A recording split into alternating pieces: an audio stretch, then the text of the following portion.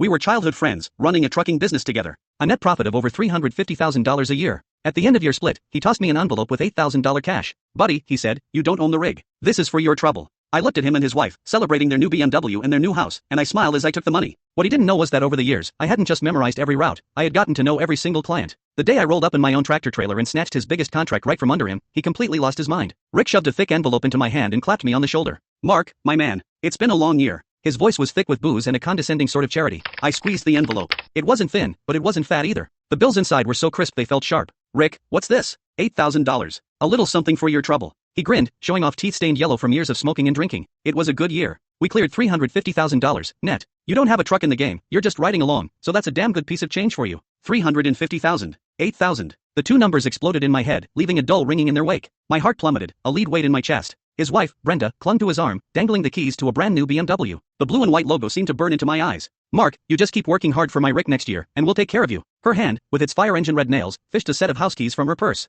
She tapped them against the floor plan of their new home. This one's 1,800 square feet. We close next week. You'll have to come to the housewarming. I watched the raw, unfiltered happiness and pride spilling off them. I felt like a ghost at their feast, a complete and utter joke. I forced the corners of my mouth into a smile that felt like cracking plaster. Thanks, Rick. Thanks, Brenda. I stuffed the $8,000 into my pocket. My hands were steady, but my fingernails were digging so deep into my palms I thought I might draw blood. The dinner was at the nicest steakhouse in town. The private room was stuffy with heat, and the food on the table was arranged like art. I had zero appetite. My mind drifted back to the endless days and nights on the road. The summers, when the cab was a steambox with no AC, and I had to chug lukewarm water and pinch my own thigh just to stay awake. The winters, when we were snowed in on some godforsaken mountain pass, gnawing on frozen sandwiches for 2 straight days. I once drove for 3 days straight to make a rush delivery, my eyes so bloodshot the whole world seemed to shimmer and shake. And where was Rick during all of that? He was at home, tucked into his warm bed, AC blasting, making the occasional phone call to manage me remotely. Mark, keep an eye on that load. Can't have any issues. Mark, schmooze the guys at the dock. Get them to move faster. Mark, the client needs a little something extra, you know what to do. I was the one who had to know what to do. I was the one who had to keep an eye on things. I was the one changing tires in a blizzard and laying down planks in the mud. And he was the boss, reaping all the rewards. All because the title of that tractor trailer had his name on it.